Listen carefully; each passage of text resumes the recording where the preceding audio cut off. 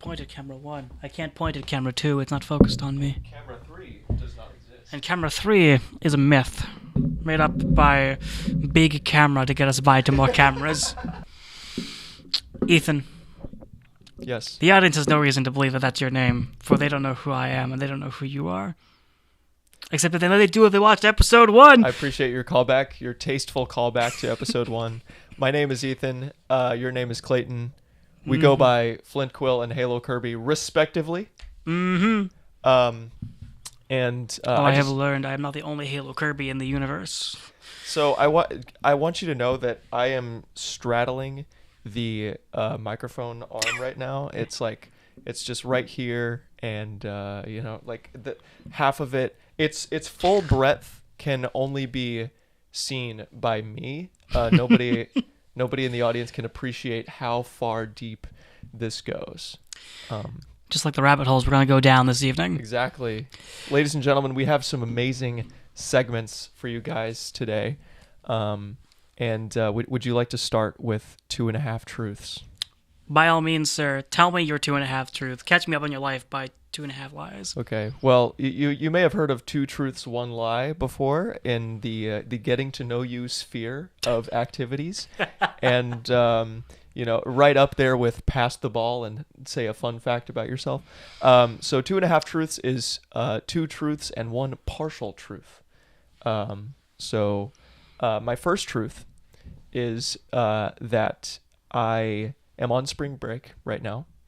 I went, I came home to visit my parents in Tennessee. We're in Tennessee right now, and I went on a plane, and during the flight I witnessed a family drama. Let us say it was borderline Shakespearean.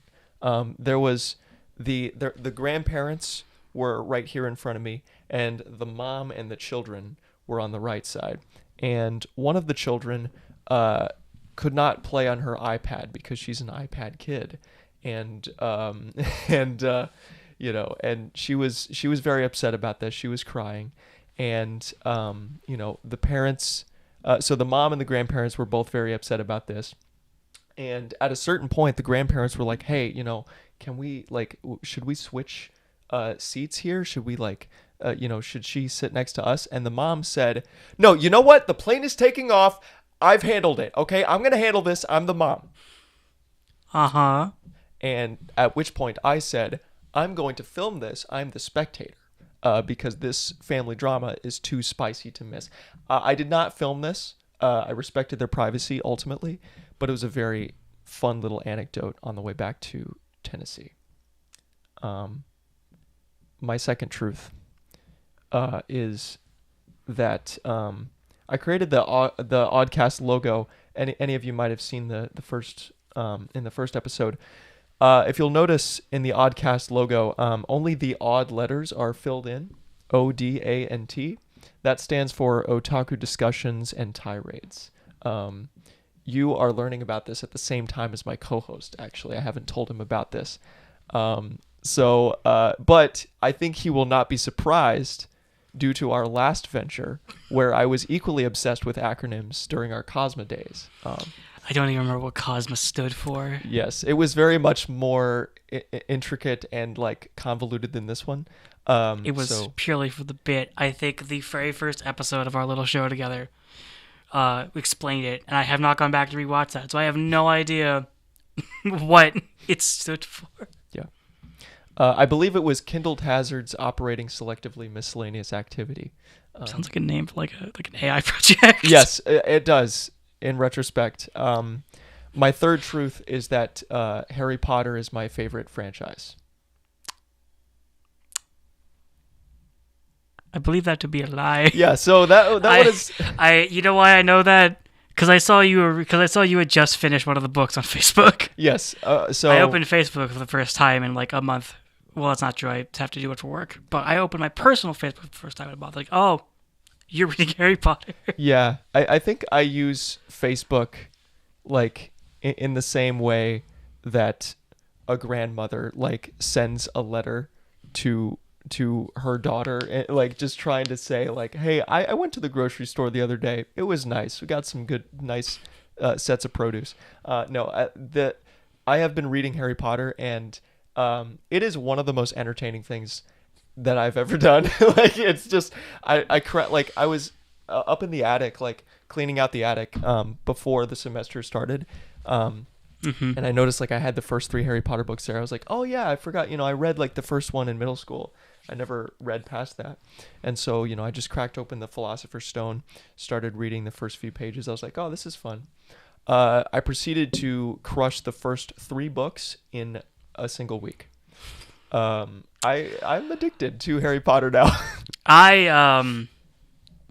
avoid that series like the plague. Yes. So, of course, there is some drama surrounding. There is some drama surrounding its maker. Yeah. And I already really wasn't the greatest fan of it. Yeah. When I went about it initially when I was a kid, I was like, it's kind of cool, and I just didn't get into it. But then I was like, oh well, now I'm like, yeah. Sure. I mean, the fantasy and the action is nothing that you couldn't get from Dragon Ball or other anime from your childhood. So that's fair. I think, of course, both of us, we would like to, clarify that we don't condone the transphobic comments from J.K. Rowling. But that lady's on a tirade. Yeah. But I'm a firm believer that sometimes you can separate the art from the artist. Kanye West. I mean, you already owned the books. The damage was already done. Yes, of course. And then I bought the 4th, 5th, 6th, and 7th one from Barnes & Noble. So okay, well, maybe I should take that back. So maybe, here's the thing, right? Like, J.K. Rowling was already rich. What's a few more dollars? Look, I like the series. Okay, shut up. It's fun. Let me have my fun. Let me experience these sweet lives in school. Look, I don't know why. I just love stories set in a school. Yeah. Neither of us started the timer again. Oh, that's okay. I'll just keep keep an eye on that there. But we've been going for 7 minutes and 40 seconds. Just okay. FYI. Okay. I appreciate just wanted it. To make sure. I appreciate it. We started at 4:30. Yeah. That's perfect. That's perfect. So, it's a lot of fun. I love stories in a school setting. A lot of anime does that. The first part of Wicked was sort of that deal. And I will say, speaking of stories, since we are kind of in the middle of the road of the segment for today, what you say we do our new Rushmore? Oh yes, last time we did Massive Rushmore, which was our top 4 anime of all time, anime/manga, and just so you guys can get to know our taste a little bit more, this time we are doing Boss Rushmore, which is going to be our top 4 video games of all time. Since I have been yapping about 2.5 Truths, would you like to start us off? I would love to yap incessantly about video games. All right. I try to keep my options a little diverse in terms of genre, but unfortunately I do really much enjoy a good shooter. But there's a reason that my online moniker is Halo and Kirby, and unfortunately I couldn't just fill Mount Rushmore with Master Chief and Kirby. So, you could. I could have, granted. There's enough games in there. There is enough games for the both of them. I could have very easily have filled 4 slots of that. I just didn't want to. So, in no particular order, we're going to start with Halo Reach. It's a very important game to me, as it was one of the first games I really found a lot of people to play it with. I just really enjoyed it. It was just a big childhood game, despite the fact I probably shouldn't have had it at the age of 15 or younger. I actually don't exactly remember. We were playing Reach at sleepovers well before 15, yeah. Yeah, I was about to say, definitely. So, yes, it was just a very big part of my life, and it led to me finding one of the franchises that I just really do enjoy. It also got me back into reading, not read specifically, just the franchise in general, which is fun. That was kind of a fun thing to do. Because I had to break down something for college, and I figured, I'll just do a Halo novel for the pure lulz of it. And that's what I did, and it was great. Wow. Next, Kirby in the Forgotten Land. It's just peak. It's excellent. It's just a peak piece of media. It's, for the very first proper 3D Kirby game, it is very, very good. It sets a very good standard for, I hope, whatever the next one's going to be. I assume they're going to make another 3D Kirby game. It just is a very good fun, enjoyable platformer with a fun 2-player mode, fun boss fights, very enjoyable soundtrack, very enjoyable story. It's good. You hit the final boss with a 16-wheeler, and that's never gonna leave my brain. Minecraft, modded or otherwise, it's a very good game. There is a very distinct reason why it outsold Tetris. It became one of the most notable video game franchises of all time. It's just been a part of my life for so long, I could not include it. Absolutely. And number 4 is cheating. It's just cheating. I couldn't decide between Team Fortress 2 and Helldivers 2, because both of those games have equally played one of them is very much more recent memory, but it is one of the few games that, like TF2, Helldivers 2 got me on every daily with friends for like several months straight when it came out. And we still play it pretty much every other week at a certain point since then. And it just has been just a strong piece of influence since it came out for me and my friends of recent memory. And TF2 played a very similar role to that when I was younger. Again, probably a game I shouldn't have had, but it was free, and you know what? It was fun. So that's kind of my quick top 4. I just really, really enjoy all of these games, and they've always played a very important piece to me. So that was excellent, Clayton. I was glad to hear that. I am not as much of a gamer as my co-host, but you know, I still dabble. I play so many different games. You know what? Number 5 is Xenoverse 2. I bought that game like 6 times. I can't not put it somewhere. Yes, the honorable list, the honorable mention there. Xenoverse 2 is a lot of fun, I will say. So my number 4 here. I do have these in order, actually. I'm going to do it Watch Mojo style from least favorite to most favorite. My number 4, I knew it had to be a Mario game. Super Mario World was my first ever video game for the Super Nintendo. And it's just such an important franchise to me. I think Super Mario Bros. 3 is possibly the greatest 2D platformer ever made. It's insane that it was made on the NES. Absolutely crazy. I think in the 80s, no less. I mean, crazy stuff. And, you know, of course, like the new Super Mario Bros. For the original one for the DS is another, and Sunshine, you know, all of these are honorable mentions. Odyssey has a great soundtrack, and it's a wonderful game. I ultimately had to go with Super Mario 64. Now that is not surprising. It is a basic bitch pick, but I am, if nothing else, a basic bitch. So, but it's a good basic bitch pick. Yes.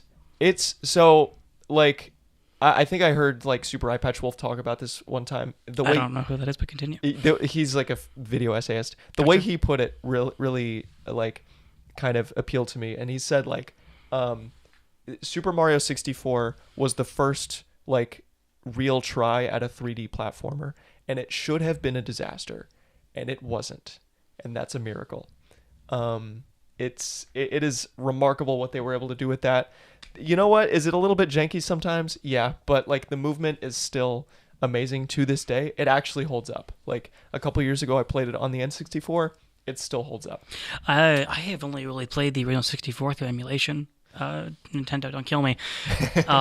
But it really is a very good game. Like it really is. It's just, it should have been bad, but it really, really isn't. It really, yeah. I mean, yeah, the first like N64 3D ventures were, I mean, Ocarina of Time as well, you know, these should have been disasters, but they weren't, right? My number 3 pick, of course, I knew I also had to put a Pokemon game on here. Probably my favorite franchise of all time, if not Dragon Ball. So, I ultimately decided Pokemon Soul Silver. There's just so much content in that game. The post game is amazing. You have so much, you just have so much content. There's the Battle Frontier, the Safari Zone, a whole other region, you know, just so perfect. And that whole little thing where you can, where you can go into the Team Rocket costume and they change everybody's dialogue in the region, is so perfect. So yeah, Soul Silver. Black and White was a consideration because Black and White probably has the best story other than Scarlet and Violet. But yeah, Soul Silver I ultimately went with there. My number 2 is Portal 2. This was swapping back and forth between Soul Silver. I ultimately decided to put Portal 2 at the 2 spot because it's got 2 in the title, Portal 2. And Portal 2 is just a perfectly written game, and it's just a perfect little package. You know, you can beat it in a reasonable. You could beat it in a day, if you really just sat down and did it. Just a perfect little package. There's literally nothing wrong with it. And my number one video game of all time is Bakugan Battle Brawlers. Is that the real answer? That is the real answer. That is okay. First of all, Heart Gold was going to be on my list. I think I told you about that earlier. But I decided, what, I really, really, really enjoyed Heart Gold. And being Soul Silver's counterpart, I absolutely agree. It's fantastic. Those remakes were great. Portal 2, fantastic game. Yeah, love it to death. It's just an enjoyably written game. It's just good. Yeah. Battle Brawlers is a very base pick. I did not expect that whatsoever. I think you could probably predict me a little bit, but that's a good game. Which one? Is it the Wii one? It is on the Wii. Okay, because there are a couple different versions of that game. Yeah. Right? But that game is. Look, if those of you who know ball, right? As the kids say, Bakugan Battle Brawl. Exactly. Yes, good stuff. Give me one of those fist bumps. Oh my god! Boom. Yeah, that's Bakugan. Look, you will find. I've talked to Clayton about this before. You will find 6 copies of Bakugan Battle Brawlers at your local retail game store, right next to Skylanders and Disney Infinity, and it does not belong with that obsolete trash. Okay, Bakugan Battle Brawlers is legitimately a masterpiece. And it's crazy that people don't recognize that. I just want to mention 2009 was a crazy year for video games. Pokemon Soul Silver, Battle Brawlers, Minecraft, all in 2009. What the heck? You're right, isn't that right? Yeah. I would like to give a few honorable mentions to Budokai Tenkaichi 3. Oh, so it's going to be on my list initially. It's so good. Yeah. Really love Sparking Zero too. Oh yes, it's not the same. But damn it if it ain't fun. Yeah, it's a great toy box experience. A couple RPGs in there like Chrono Trigger and Final Fantasy VI. Dolphin Olympics and Super Smash Flash 2. Yeah, talking about Flash games, and the Fancy Pants 1 and 2 were awesome as well. Yeah. And then Skate 3. Yeah, so those are my honorable mentions. Yeah. Oh, beautiful, beautiful, beautiful, beautiful. All right, let's bring segment 1 to a close, shall we? Yeah, let's go into some media news. All right, so segment 2, we're going to focus on some lovely pieces of locals goings on and in media news. We're going to go to some niche stuff because I like niche things. Well, I guess however niche you want to call the media franchise is Warhammer 40k. I guess the hobby side of it's more niche now than it is. But there are plenty of video games for it people like to dip their hands into. Sure. So, first up, big major announcement from a few days ago, or was it 2 days ago? Now, that the return of the man, the myth, the legend, the old man of Armageddon, Commissar Sebastian Yarrick, is a classic character for your information, Ethan. He's been around since the 1990s and has been a major player in one of the main factions, the sort of normal guy army, just a bunch of normal humans. Okay. They're like, you play them in like a big horde or with tanks, pretty much how the guard run. What? They're amongst all the super soldiers, amongst all the aliens, you have just the regular Joe Schmo with a laser rifle. Wow. You tell him to go get him. How about that? Mm-hmm. He's pretty prevalent character. He's one of the leaders of. He's a commissar, which is a very special leadership position within the guard, and he's back because I believe I want to say it was the 8th edition of the game was thought to be killed off because he's an old character. He's also just actually old in universe as well as out of universe. So they put him out for a while, but now he's back. You'll find in the image that I've sent you a comparison of his 3 main models over the years from the 90s to the 2000s to now. With his funny little crab claw from the 90s. Man, that is great. And it looks like he's got like a sort of a pirate crown kind of thing as well. It does kind of look like a pirate crown, doesn't it? Wow. But it's basically just kind of his hat. It just kind of goes to show kind of the progression of the model making scene over the course of the last few decades. It really has changed a lot. You gotta love the the obsession with the big old weapons in these fictional fantasy series. Oh, absolutely. The claw that he has is taken off like a big orc war boss that he killed himself, which is very impressive because orcs much like their fantasy counterparts, are very big, very green, very mean, and in 40K, they really, really like to shoot people. Ah, I see. Okay. They're like half comic relief, half absolute scary monsters. Half comic horror, if you will. In a way, yes. They talk in a very distinct British accent that is, I want to say Cockney. Wow, okay. Yeah, they all talk like that. Huh. That's how orcs sound. It's beautiful. And he took one of those big claws from them, and you may have heard this. They're the guys that if they believe something is true, that'll make it true if enough of them believe it. So they paint things red to make them go faster. They believe the old man here can shoot a laser out of his eye, and thus he can. Ah, the placebo effect. In a way, it is the magical placebo effect. Very nice. Also with Warhammer 40K Dark Tide, as of I believe yesterday, I think it was definitely yesterday, has a brand new game mode, and it's Expeditionary mode that allows you to sort of venture out into the areas that you have not been before, in the wastelands surrounding the city you're trying to take back, to scavenge equipment, fight back against the cult that's trying to take over the city, or more or less kind of has, and is very interesting. It very much reminds me, funnily enough, of the next game we're going to talk about, which is Helldivers 2. But with Darktide, you will go out into the wasteland, try to scavenge up technology, get it all, deal with it, explore, and then leave. Get your ass out of there. Exactly. With Helldivers, also yesterday, has a brand new war bond, which is very much inspired by the aesthetics of World War I. You can see with the image that I've sent you as well, providing with the brand new assault rifle. No, it's not assault rifle. It's an SMG called the Stoker. It is a SMG with a flamethrower strapped to the bottom of it. Truly the marvels that only Super Earth can provide. Super Earth is the best, man. It's the best name ever. Like, it just is. Along with a entrenchment tool. You don't have to look for those on the maps anymore. Before, you had to find that shell which kind of scattered around on the map. Now you can just summon it down for yourself to bring it with you. Wow. You can also have the new Veto pistol, which is inspired by, I believe, the Luger and one other pistol of some variety from that era. It has gyrojet bullets. Gyrojet bullets. Yes, it fires rockets, tiny little rockets that explode. How adorable. It is very adorable and very deadly, probably. I haven't actually had a chance to use it yet. I only got so far on the war pond from last night when it came out.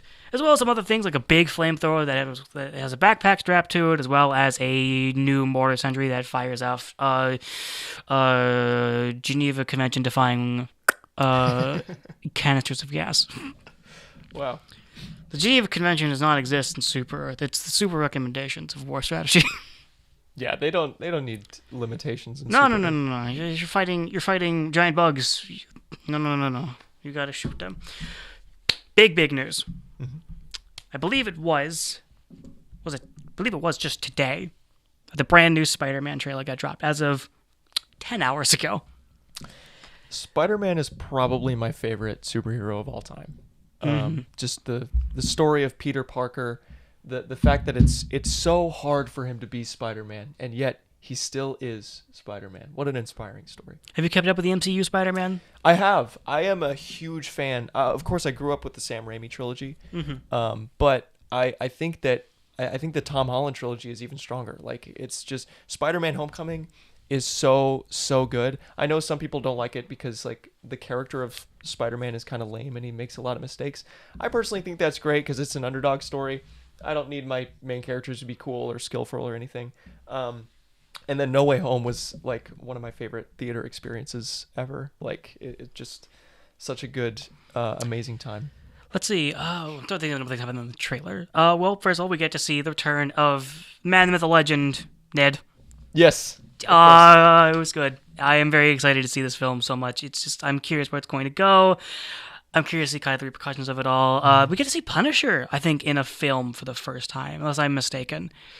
I've tried to keep up with the MCU as much as possible, but life got in the way, and post Endgame has been trying to keep up. There's a lot of products. Yeah, for sure. A lot of things out going on in the MCU, a lot of TV shows, a lot of movies. So it was just kind of.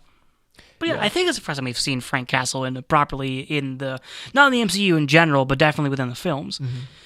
I think if you were to add up my total amount of time watching the Brand New Day trailer, it would be more than my time watching any Marvel TV show ever. Really, you haven't really dived into the TV side of it, huh? No, there's a lot of context you might be missing for some things, but yeah, there's like WandaVision and Loki and all that stuff. I don't know. Loki's pretty good. Yeah, it's struck me as more always kind of more standalone, but then again, I don't really know. I haven't really dove back into the wider world since then. So yeah. My question to you, like, Shoot. who is your favorite Spider-Man portrayal? Oh, out of the three ones, the three movie ones. Mm-hmm. I think it's got to be Tom Holland for me, but. Ooh, okay. Holland's probably a recency bias thing for me, at least, because I really, really do like his portrayal. Yeah. And Tobey Maguire is a classic to me. I really, really like Andrew Garfield's Peter Parker for sure. And Spider-Man. And honestly, what got me to like it even more was when he reappeared. Yes. In the previous Spider-Man film. Right. It just, I don't know, it really struck me a chord. I really, really like his performance as the character overall. I think, so that's kind of been a big part to me, is why I really kind of realized. No, I haven't seen Amazing Spider-Man, both of them, in a hot second. Yeah. So it's kind of a blurred mess of recent year stuff, and then trying to remember what it was like. But I really, really do enjoy it. But I'm probably going to have to say it's going to be Tom. Mm-hmm. But that's probably, again, I haven't seen the other two in quite some time. So it's kind of a recency thing. But they're all good. They're all good. Like, it just is. It's just a fact. Spectacular Spider-Man at the secret fourth option, by the way. Yes. And, of course, Miles Morales, right? Yes. Amazing. I'm so excited for the next Spider-Verse movie. Good stuff. Good stuff. All right, let's see. Next, Marathon got a new trailer, dropping out some of the recent reviews for it and what of some of the more reviewing outlets were saying about it, as it initially didn't really have something like that initially, because it was kind of it was a very different kind of launch for the game. And Marathon, for those of you who don't know, and Ethan, who has not played it, is an extraction shooter. A very if anyone here has played things like, who's not familiar with it, things like, what is it? Oh, the name escapes me. Were you saying Tarkov earlier? Tarkov, yeah. There's one I'm trying to think of specifically that people keep comparing it to. What's also recent? You wouldn't be talking about Tetris, would you? No. Okay. I just wanted to make sure. No, I am not. But you know what? It'll come to me probably at the end of segment 3. Okay. I'm sure I'll think of it. But it's a very good new trailer. Marathon's always a very good thing because it's a very aesthetically very interesting game. Mm-hmm. You'll see in the photos, it has a very different kind of look to it. Yeah. It's a very colorful game mixed with all the kind of the really strong Bungie gameplay, or at least with shooting. Sometimes the gameplay's kind of but the shooting's really freaking good. It really is just, Bungie has issues, but they can still make a pretty dang good game. At least one that I can very much enjoy. And I have very much become addicted to Marathon as much as I was for Helldivers when it first launched, at least for a little bit. And then Helldivers came back into my life again. Yes. So now I kind of play both. Next for our news segment is, I believe, Star Wars' brand new mall show.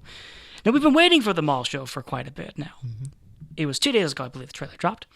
And it's a really strong trailer. It kind of covers a period we haven't really seen of Maul. And you haven't seen the Clone Wars, there's not a lot of it.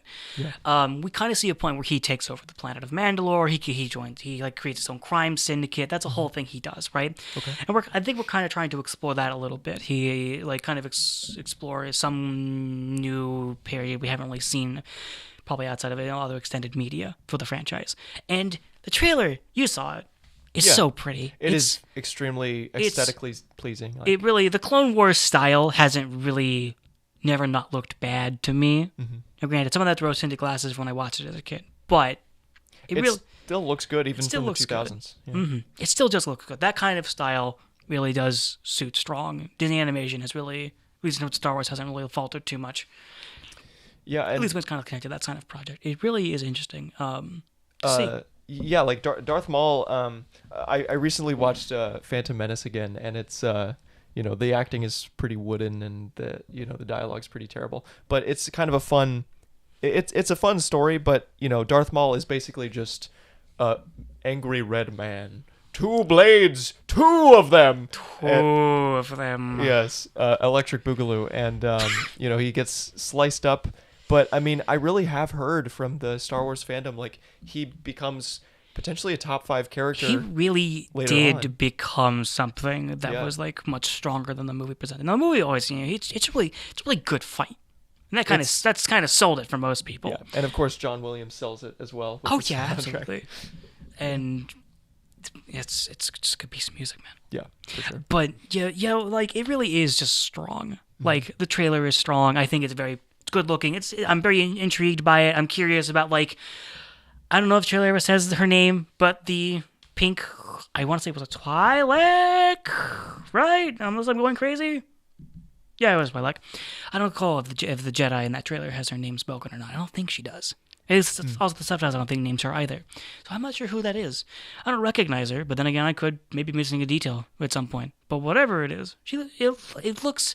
I'm intrigued. I'm intrigued by Maul, the former Sith Lord apprentice, turned criminal, like, syndicate leader, also ruled a planet at some point, now trying to fight the Empire alongside a seemingly new Jedi. Mm-hmm. And trying to deal with, it looks like the Inquisitors are trying to do something about it, which, their reputation in terms of recent animated media is kind of up and down. Yeah. Rebels had one really strong Inquisitor, that being the first one, the Grand Inquisitor, and he's dead. And then the others since after him were well-designed. I don't know if I would really call them strong threats at a certain point. Looks like we're going to get more of... There was a character... I forget what his title is. There's an Inquisitor in one of the Tales of series. The name escapes me in the current moment. I think it was one of the other animated projects for the kind of Clone Wars expansion into the kind of Empire era, right? There's the guy with the white mask. You saw him in the trailer, right? Okay, yeah. Yeah, he gets like one-tapped in his first appearance. It's like people are like really hyping up for a while. It's like, oh my god, who's this guy? Yeah. He looks so cool. He gets one-tapped by Ahsoka. She didn't have a lightsaber on her. She took his and killed him with it. How embarrassing! And it looks like he's looks like he's going to appear in this show. Hopefully, won't get jobbed as hard. Maybe we'll get to see him swing a sword. Lightsaber. They called it a laser sword in the trailer. I'm like, they're gonna keep bringing that one line back up from the sequel trilogy, aren't they? For the rest of time, it's kind of a bit, aren't they? Yeah. Yeah. I don't have a problem with that. So, it's all good. I'm very excited for this show. I'm just, as an animation person, someone who used to animate, and I'm thoroughly intrigued by how this looks fantastic. I'm curious by the story. As a Star Wars fan, I'm like, ooh, funny red man's back. And I'm like, ooh. I can't call myself a huge Star Wars fan. I think episode 4 and 5 are like near masterpieces, and every other movie is like fine. But the Maul, this does look very interesting. I'll have to catch you up on all the Maul lore. Yeah, I am intrigued. I'll do my best to, at least. I'll have to refresh myself. All right. Yeah. So, last piece of media news for this segment. So, I talked about last time that there was a little bit of a rumor going about the upcoming Dragon Ball Project Age 1000. I didn't really talk about it in the episode because we were talking about all the big Pokemon reveals at the time. Yeah. But this time we can talk about it a little bit. So, we had a V-Jump scan, which is a magazine, in case you didn't know. Yeah. Which kind of tends to go out and talk about upcoming events, upcoming games. It usually gives us details that isn't released like officially in the West. People like to translate it. This, I forget when this was. I think it was Monday when we got this scan I have not seen anyone post about like someone like taking the time to like properly run it down. So I did run it through Google Translate. I will see if I can find a more official translation to put on screen. But otherwise, I'll put the Google translation that I have. It's talking a bit about the upcoming Dragon Ball Battle Hour in almost exactly a month from now. It's starting April 19th.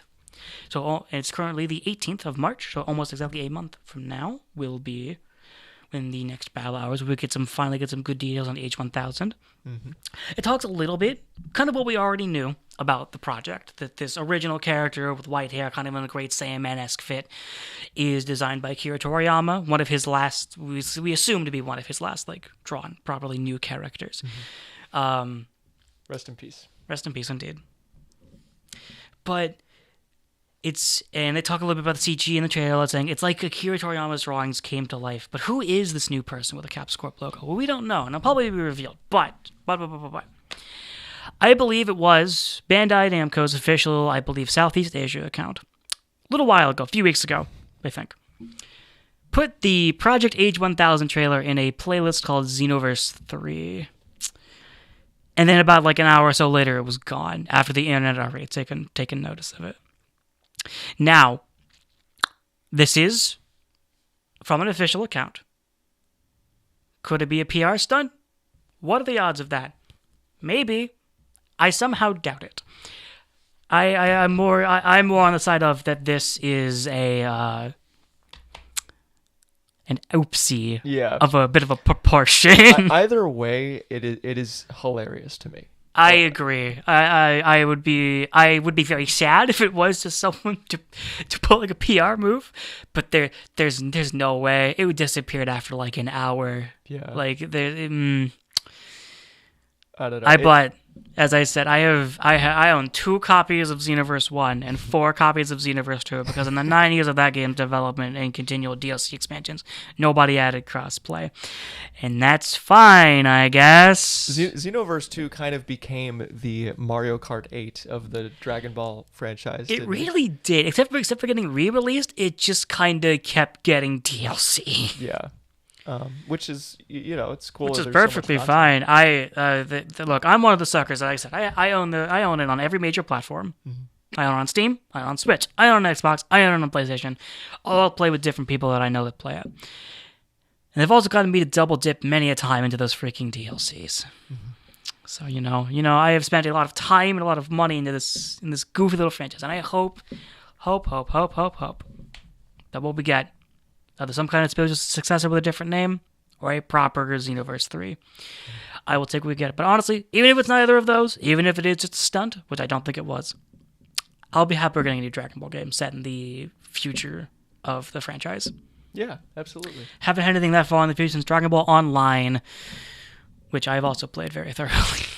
Yeah, I mean, I've said this before, but it'll just be nice to have a game that doesn't start with Raditz for the 40th time. Although, given the time travel, it might still just. It might still be Raditz. But I'm curious where the story, what this future is going to be like for the franchise. Absolutely. So, what is next? I believe what is next is I would like to, before we get into the elevator pitch, yes. I would like to do a little surprise segment called HaloKirby and Flintquil. Oh my gosh. This is our names. Astute observation. Clayton, your online username is HaloKirby. Yes. Has been for a long time now. This presents some interesting implications and or questions. Okay, shoot. So Halo and Kirby are both beloved video game franchises. Indeed. Known around the world. Mm-hmm. They are sort of opposites in some respects. Halo is very dark and mature and complex in terms of lore. Many novelizations and many novels, many comics, many games. Yeah, you could get a college degree in the lore. And Kirby is much brighter and for younger audiences, much simpler plot. But you fight elder gods. That's true. And there is lore. So looking at the protagonists, Master Chief is this battle-hardened warrior behind a mask, and green. Yes, and Kirby is shaped like a friend. Is small, I think canonically a few inches tall, pink and round boy. Yes, one franchise has villains that are horrible eldritch beings that would strike fear into the bravest of men, and the other franchise is Halo. And the other franchise, I was about to say, the other franchise has the Covenant, which are just a bunch of alien dudes. There's the Covenant, there's the Flood, which is the eldritch horror for Halo, I guess. Right. Well, it's more like space zombies, but it's not. It's a lot more complicated than space zombies. But a very simple term, it's space zombies. Then there's the Banish, which is the Covenant again, but red, at least from a glance, most people think that, but they're not. They're very different. Master Chief and Kirby, they have a lot of differences. They also have one key similarity, which is that they both belong in Smash. Sorry. I 100% agree with that statement, because Kirby's already in Smash. Come on. If there is ever a Smash Bros. 6, please? Do we need another Gunner besides me, Gunner, and Mega Man and Falco? Maybe not. Probably not, but it'd be a lot of fun. It would be a lot of fun. It'd make me really happy. Okay, so I will pause my continuing campaign for Master Chief. So what I wanted to ask you was, shoot, how far? So okay, let me present this scenario to you. Kirby has to go on this sort of boss rush where he fights every single character from Halo, starting with the weakest character to the strongest. Okay, are we talking like video game enemy? Like, let's just do like the canon, like the main numbered video games, right? Okay. So how far does he make it? He wins. He wins. Okay. Okay, except for maybe like, I don't know, the primordial. Right. Okay, I don't. So all right, hold on. Okay, let me think about it for like 2 seconds. Okay, Sure. so yes, my blanket statement is Kirby wins. Maybe, because if we're going like canon, I'm pretty sure Kirby's like a few inches tall, so that might hamper some things. Sure. But if he's like the size of a grunt, like if we just like go into some blender and just scale him up a little bit, right? Make him look like a grunt.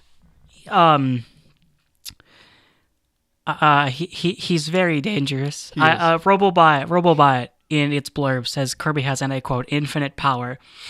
there's a very distinct meme that I'm thinking of which is like the pause menu frame of Kirby smiling. It's infinite power from the text of the description underneath it. Yeah. And I'm like, that's just a blanket statement from the game saying this little nugget is unstoppable. And here's the thing. Maybe the Halos could do something, because they are meant to wipe pretty much all sentient life from the universe. Right. But that puts Kirby on the scale of the Flood, of which risked consuming the entire galaxy in the Halo universe. Look me in the eye and tell me that tiny little boy, pink boy, could not curb stomp everybody. Now, granted, he's like 2. He's like a little baby god creature. He's a little guy. I don't think he'd fight anybody unless he had to. Now, that's the end of my statement. Sure. I think he would win. So yeah, as the kids say, Kirby would potentially solo the Haloverse. I have sunk too much time into both of these franchises to not take a crack in the dark saying, I think he might win. Sure. He's a black hole. Now, I think Master Chief could bang up a large majority of Kirby's universe as well, because I mean, King Dedede, I don't know if he's surviving a fight with Master Chief. Okay, but that's the thing. He survived fights with Kirby. Sure. Now, granted, it's probably Kirby just knocking him around, but that's still a feat in and of itself. That's true. It's a weird conversation. It's a very fun conversation, though. I'm like, I don't know, cause I'm thinking about it, and I'm like, I don't know how he could probably beat a Waddle Dee. Yeah, I can. Like, okay, I don't know how, like, cause if Kirby's characters have to scale to Kirby, right, and that means that their scaling can. Kirby's a very cartoony franchise. Yes. And you fight beings as a final bosses very often that are very grandiose in scale, like. Like dark matter pose a threat to nearly the entire universe, consuming everything into itself, assimilating things into its hive mind. Like the Void Termina is the destroyer of worlds, something like that. Galactonite, which is technically speaking in the questionably canon, maybe not canon, like arena modes where you fight like the quote the strongest warrior in the universe. And then he got stronger with Morphonite after being assimilated by a god butterfly. I still don't fully know how the god butterfly fits into the wider narrative, but it's there, and he's big and orange, and oh boy, there goes Galactonite for like a long time. Wow. And so, like, if Kirby's beaten him, and so was Meta-Knight beat Galactonite, and that was a whole thing. That was a whole thing, and in one of the special games you could play as Meta-Knight for the first time, I think it was. I see. And so, if they have to scale to Kirby, then that makes them exceptionally dangerous. Yeah. I'm no power scaler, and I to any real degree. But Kirby, according to Death Battle, could beat Majin Buu. And I am perfectly okay with saying that because of that, there is damn near nothing in the Halo universe that could stop except for maybe the rings themselves. And even then, you may just have to draw a circle, and then you dot the I's, and then you draw his hands and feet, and presto, it's Kirbo. You have a friend. Yep. Well, thank you for that. My username is Flintquil. Indeed it is. You can, Flint is a little piece of rock.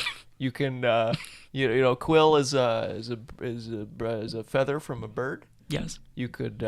Some people say you could kill 2 birds with 1 stone. Is that the joke?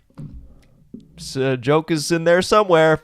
Somebody more skilled comedian will have to come up with it for me in the comments. So, shall we move on to JoJo's Bizarre Adventure? Right. So we are going a bit longer for this episode, for the special event, since we are in person this time. Of course. So this is kind of a new little one-up. We wanted to keep the format consistent. Yeah. But this is going to be a segment that we're going to try and do for every episode. We kind of have a couple different names for it. But essentially, we're going to be 3-episoding anime, television, and heck, we could maybe first few chapter books or something. So Yeah, it may not be the first few chapters. The idea is that we check out the beginning of a piece of media. I like to call it elevator pitch, but that's a I like the name title. elevator pitch. Yeah. But who knows? We'll come up with a more definitive name later. But in the spirit of that JoJo Part 7, the Steel Ball Run, some people recognize that some of the best work in JoJo is coming out tomorrow. And to celebrate that, I suggest maybe we could watch Part 6, as that is the previous part, and kind of gauge how that goes. The sort of end of the saga for the first, 6 seasons. Or I guess technically 5 seasons, because if we're going off the anime, then Phantom Blood and Battle Tensei 1 season. But the first 6 parts, I should have said. Yes. But we decided, since it has been quite some time since I have seen JoJo Part 5 Golden Wind, and Ethan ended off at Part 4, that we would start off with the first 3 episodes of JoJo Part 5, another piece that most people consider to be some of the best work in JoJo. So, Ethan, you watched the show subbed, and I watched it dubbed to give us kind of a different experience. I haven't seen Part 5 since it came out, and I watched that subbed. So, Ethan, tell me what you thought about JoJo, the first episodes of JoJo Part 5. It was very intriguing. I think that's the theme here, is that it's sort of intriguing for the first 3 episodes. Well, first of all, the theme song is kind of a banger. Oh, yes. Both of them are so... To be fair, that's not a track in JoJo I do not love, but it's good. I have listened to all the JoJo... Actually, no, I think you had beef with Stand Proud. I do have beef with Stand Proud. I don't love all of the JoJo openings, but I love most of them. I think Bloody Stream might be my favorite. The first one's also awesome, but Sonochino Sadame. Yeah, and Sonochino Kyoku is also awesome. Oh yeah. But this one, Fighting Gold, is a lot of fun. Fighting Gold is that big fat add 9 chord on the minor there is awesome. This man's a music man. Yeah, he speaks in tongues I do not understand. Sorry. No, please keep going. The audience will get it at some point, probably. Yeah. So if you build a minor triad and then you add 2, that's what they did. 2, the second scale degree. So the super tonic, as you might call it if you're a nerd. But I also. I have to say the stand abilities are very intriguing as well. I believe the 3 stands we introduced, there were 4 stands in the first 3 episodes. Echoes Act 3, or Reverb Act 3, as a dub will call him. Okay. 1, Gold Experience, or Golden Wind in the dub. There is Sticky Fingers, or the illustrious Zipper Man in the dub, which is an accurate name.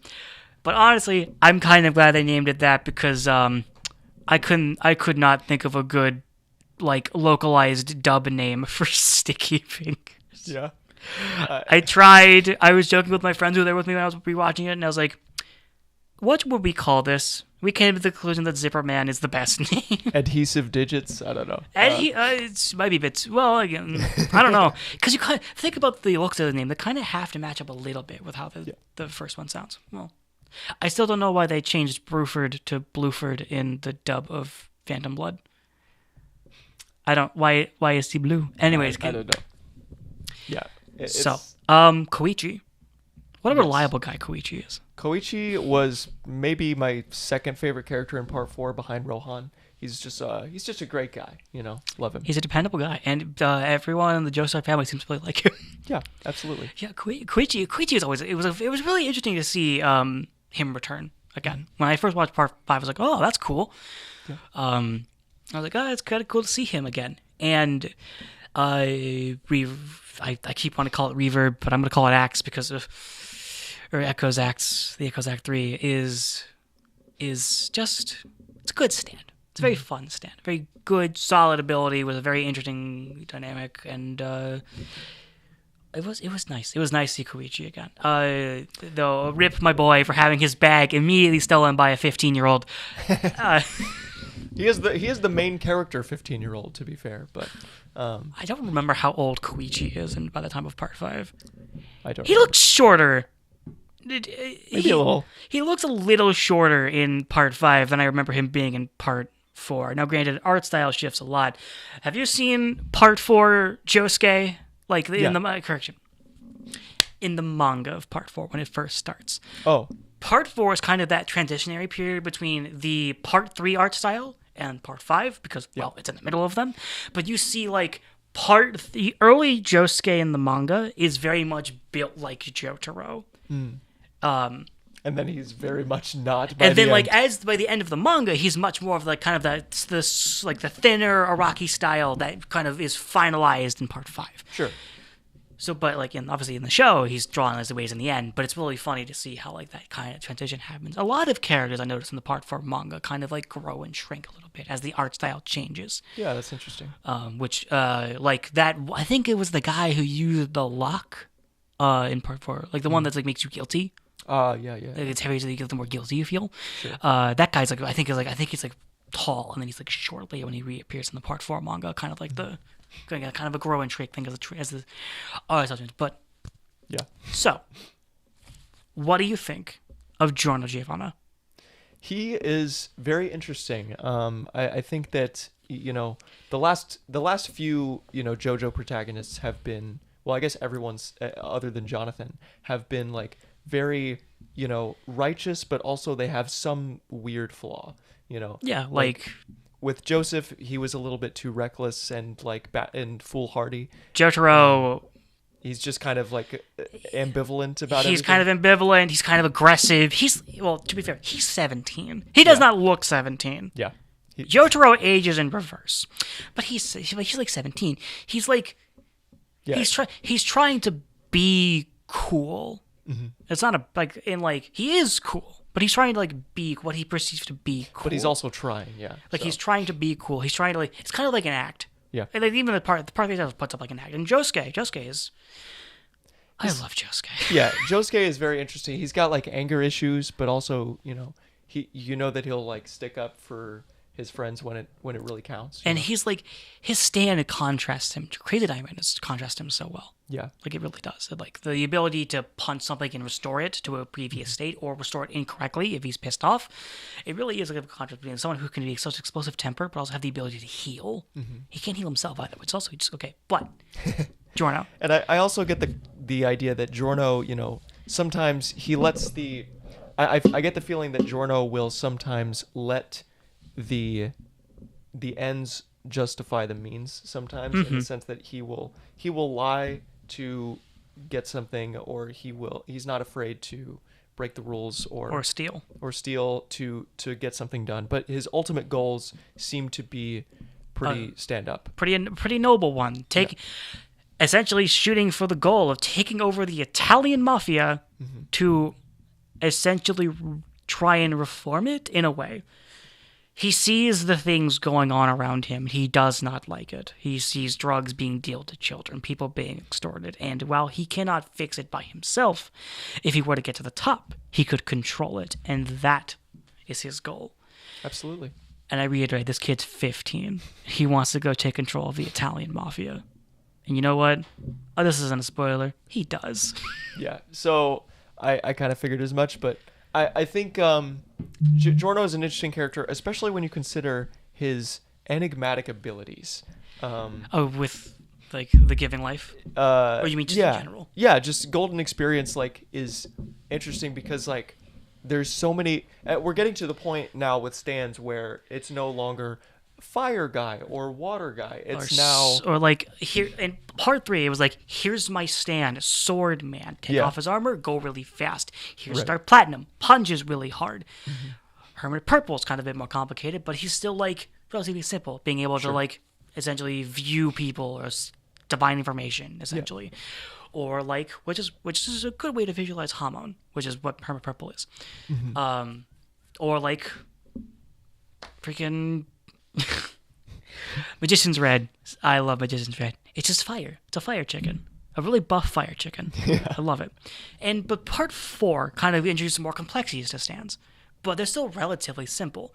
It's kind of, again, it's like 4 is kind of like the middle path. Like the art style, the stand complications, all that. Part 5 is where things hit. Like, Gold Experience's ability is that when it strikes something, it can imbue an object with life. Thus, it can turn it into things. For example, a lovely boy, Koichi, had his bag stolen by Giorno. And in order to hide said bag as he was driving away, which then the car gets stopped by the power of Echo's Act 3, which can eventually make something really heavy and like embedded in make something really heavy to the point it could stop a whole car with a touch, with a punch. That's how its 3 freeze works. So when it is stopped by when the car is stopped, Giorno gets out of the car, sprints away. Yep. He runs. He is gone. He's out of there. But where did the bag go? Koichi goes up to get his bag back, and it is turned into a frog.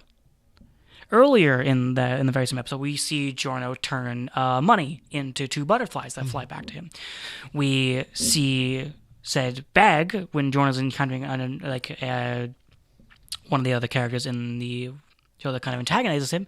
The bag that's now a frog comes back to him as it's commanded to. Giorno's abilities essentially can create life in a manner of speaking. It can grant life to objects, can make like a tree grow so he can escape. It can imbue a person with life energy if he strikes them, which can kind of like overclock their brains. Yes. It doesn't do that very often because I think it requires like direct contact. And and also like if somebody strikes the new life that he has created, like it seems to backfire upon them. It can essentially reflect damage back at them. We see that with the guy, Mr. Luca, who tries to hit Giorno with a shovel, and thus the frog that was the suitcase. Yes. And when Luca hits Giorno with a shovel, and thus hitting the frog,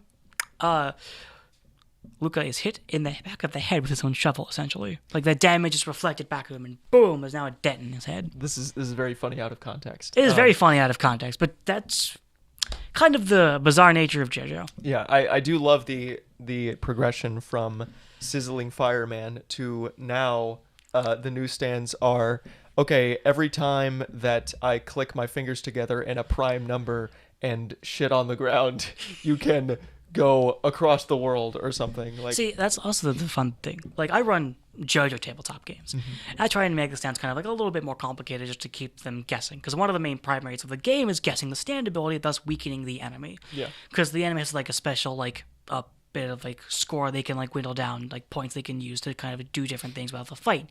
And those can be whittled via the players finding out like how the stand works, right?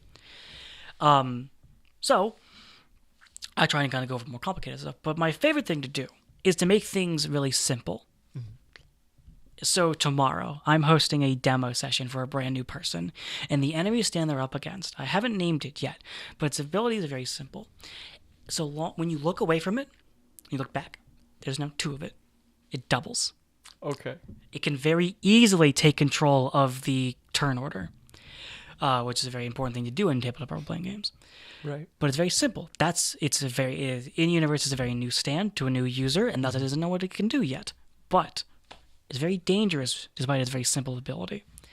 Yeah. Yeah. That's that sounds awful. Like it can very easily take over the field of battle. For sure. As such, you need to focus the user instead of focusing the stand. But obviously there's going to be a lot of the stands, so you got to figure out a way to move around them. Fascinating. Yes. That's very cool. Yeah, the fights are very cool so far. Yes, I really did enjoy the first 3 episodes. It really established the universe, a really kind of new setting, and I really like Bruno. Bruno Bucciarati. The main stand fight for the first 3 episodes is a enforcer for the mafia, a mafioso, if you will. And he is a man kind of like Giorno, someone who sees things around him and it doesn't sit well with him, despite the fact he very much works for the mafia. He's a very interesting character, and his stand, Sticky Fingers, or Zipper Man, as it is called in the English version, is very pretty much when it strikes something, it can put a zipper onto something, and this can be used in a very simple ability, but it can be very complicated in a sense that he can punch a wall and zip his way through a wall, walk through it like nothing happened, and just reclose it, and then it just restores itself like nothing happened. He can punch you, can separate your limbs from your body, and you would be perfectly fine, because that's how kind of how the effect works. It doesn't, like, taking off your arm with a zipper doesn't hurt, but it will be a sensation that is odd. Yeah, it seems like he can also create this sort of abyssal void through which, or this portal where he can... Yeah, he can kind of go in and through it. It's kind of like a little network. For sure. Like he can punch the ground and punch a wall, go in it and come out the other side. Dude, it was so cool when Giorno rips off his own arm and like... There's a part in the first episode where Giorno has his arm like halfway zipped off. He like... funny that you're spreading out, because earlier I mentioned that you lose an arm, you could just unzip it. Right. It wouldn't hurt. Yeah, no, when you're... what Giorno does is he takes his half-zipped arm, rips the zipper open to make it dangle, throws his arm forward, and puts Golden Experience's hand around it, and thus punches Bruno square in the jaw. It's a really cool use of an opponent's ability onto the opponent.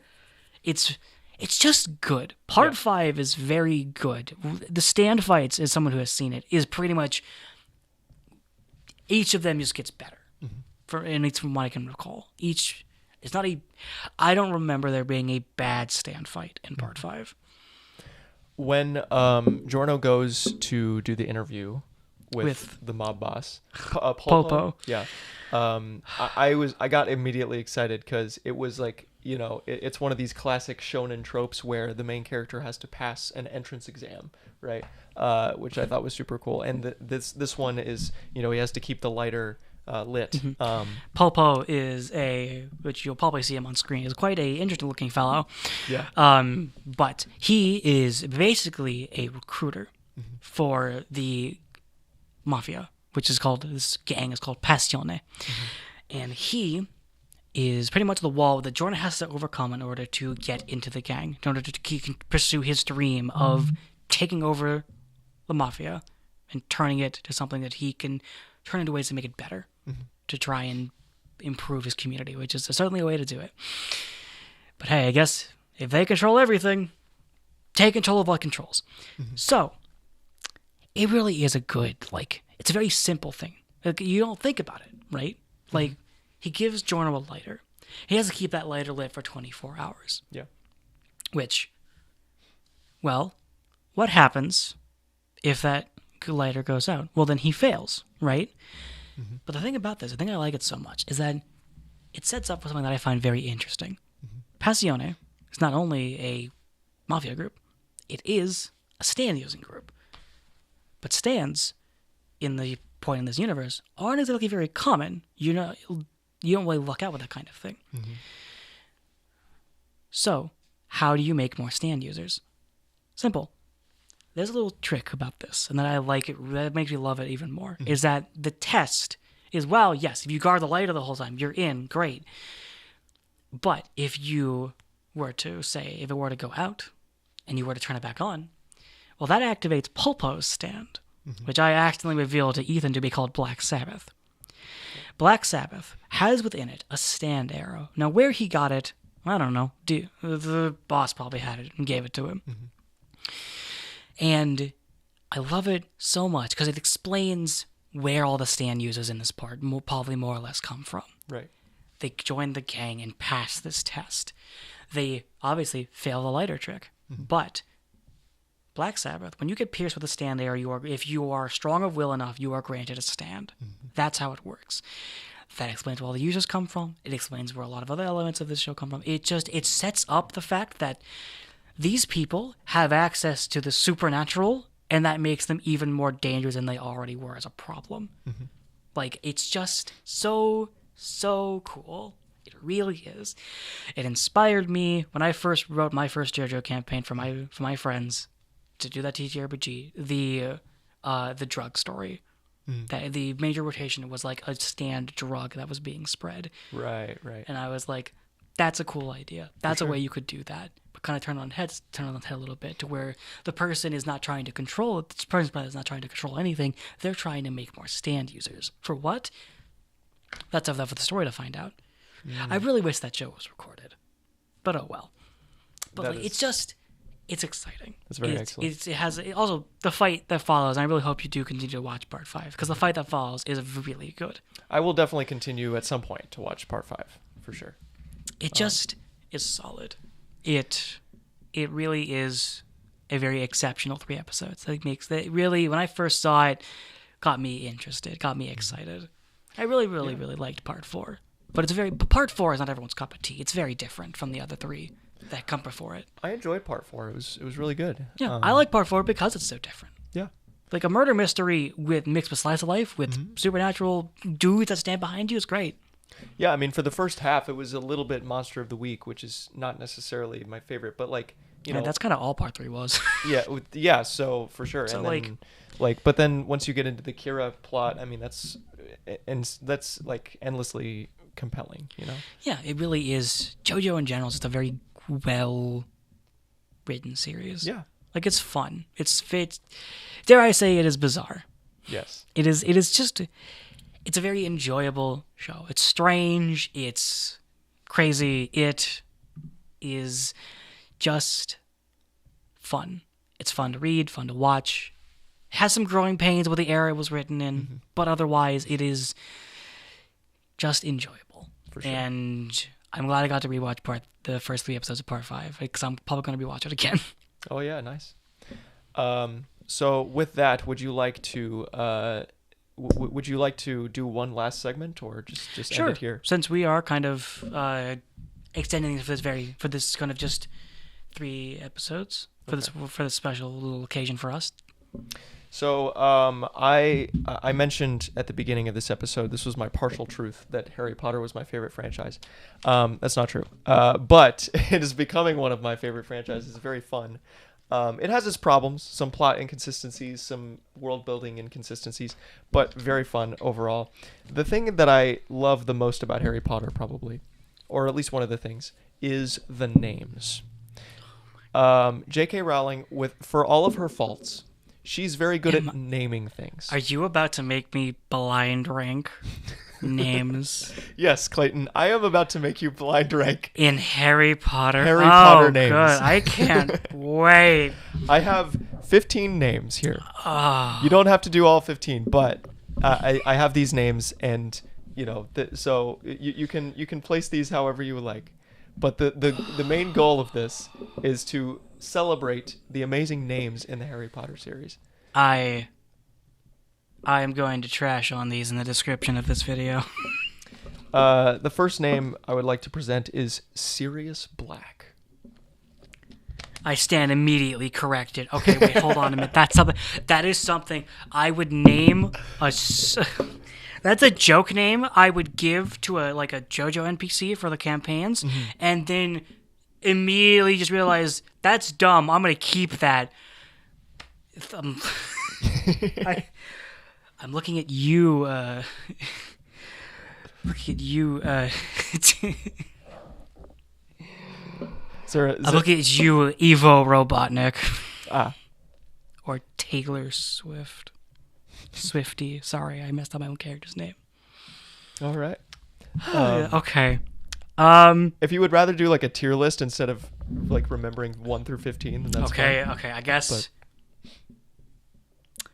I won't put any. I might complain about something depending on which one you've picked. Sure. I will put Sirius Black at a very solid S. S. Okay. S. That's. I know nothing about any of. I I don't remember who that is, even if I even got to the book that he was in. He is played by Gary Oldman in the films. Doesn't help me. I have not seen those movies. Yeah, I've only read the books, and it was a very, very long time ago. Yes. I do not remember it, and again, when I was a kid, they weren't really my jive. Okay, my next pick is Cho Chang. From a comedic standpoint, I have to say that is very funny, but also I'm very, very disappointed that this is the name of this character. Yes. F. Yeah. It's a bad name. Let's give F. It's a bad name. That is the one character that I have expected to receive F here. It's why it's. Yeah, it's not the best. Here's the next one though. Dudley Dursley. I'll give it a C. C. I'll give it a C. Actually, no, I'll give it a D for Dudley. Perfect. Love it. Phileas Flitwick. Flitwick. Yes. Flitwick. Phileas Flitwick. I'll give it a C for alliteration. All right, very nice. There's a lot of alliteration on this list. I know. I noticed. Not I know. Rubius Hagrid. Hagrid. His first name is Rubius. His first name is Rubius. I don't know why I didn't know that. You're a wizard, Harry. Hagrid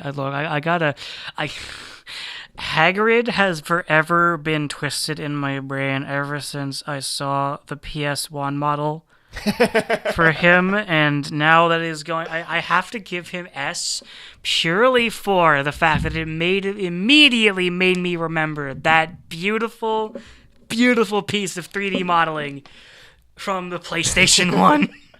Oh man. I've heard those first 3 like Harry Potter games are actually pretty cool. So I don't know anything about them. I know how they look. That's all I know. Yeah. Okay, my personal favorite on this entire list is Mafalda Hopkirk. Mafalda, like Mafalda Hopkirk. I believe she's one of the Fall people. Hop. Fall Hop. Sure. Is there a pun in there? I can't tell if that was intentional or not, or if that was just some letters you threw together. She's one of the people at the Ministry of Magic, I believe. So, okay. Yeah. I, again, don't really remember anything. So that doesn't really help me, but thank you for the context. Yeah. I'll give it a B. A B. I'll give it a B. Very respectable B. I'll give it a respectable B.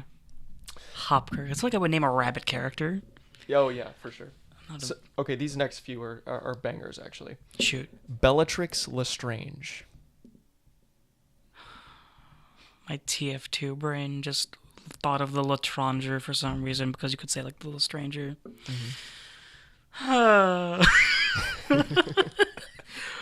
You know what? I'll just give it a B. B. Yeah, B for Bellatrix. Perfect. B for Bellatrix. I like that. Bellatrix is a good last name. That sounds pretty cool. That is cool.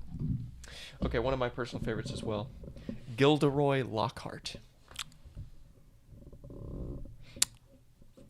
I'll also give it a B. B, yeah. It's good. It's good. It's good. Good one. That's a good name. Yes. Lucius Malfoy. Father of Draco Malfoy. I know nothing about any of these people. So when I find, like, webs that should not exist and connections, because I just thought of Lucius the Eternal for all my 40K people out there. That's not who that is. I was thinking of Lucius Fox from Batman. That's also a good one. Lucius is a good first name. Oh, yeah, for sure. I'll give that one an A. All right, A. I'll give that an A, because Very I just like the name Lucius. Very cool. Quite. Albus Percival Wulfric Brian Dumbledore. What? Brian kills all the momentum. It really does. Oh my god! It's to a screeching halt. Like it just killed. I'm giving it an S for that. Okay. I'm giving it an S for just Brian. Potentially ironic S there. Yes. All the S is ironic. Okay, fair enough. Maybe a little bit. Well, except for okay, well, maybe they're the funny tier.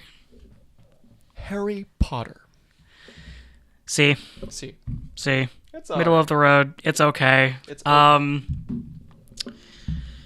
Yeah. I could be immature and make a weed joke. I'm not going to. Okay. I'm sorry. It's the Harry Pottest. Okay. Tom Riddle. Does he give riddles? That's a stretch. He asks patronizing rhetorical questions, if you count that. But, so he's the Riddler without the riddles. I suppose. People who know the story and know the spoilers are laughing in their seats. I don't know. I just don't. I'll give him a D. A D. I like it, but like not that much. Sure. Though just having the last name as Riddle is kind of funny. Rufus Scrimgeour. Pardon? Rufus Scrimgeour. Scrimgeour? Yes. Okay.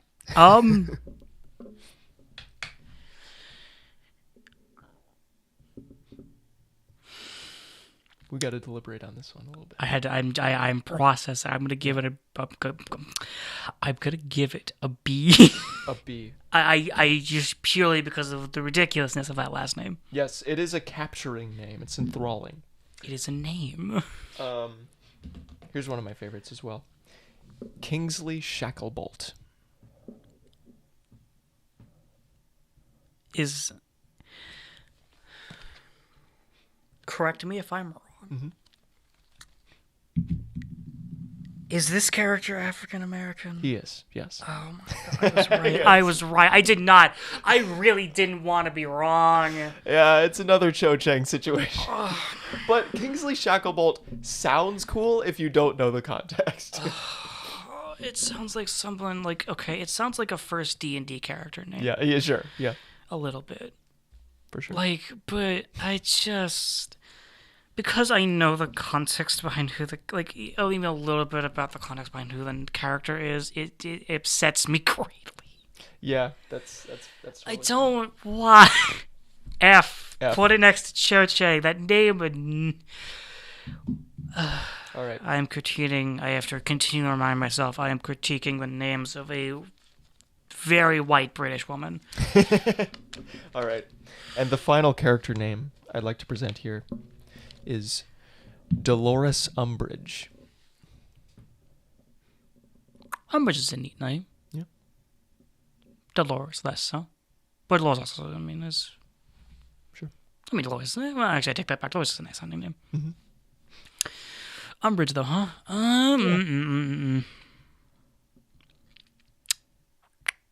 going to put it next to Mr. Potter at C.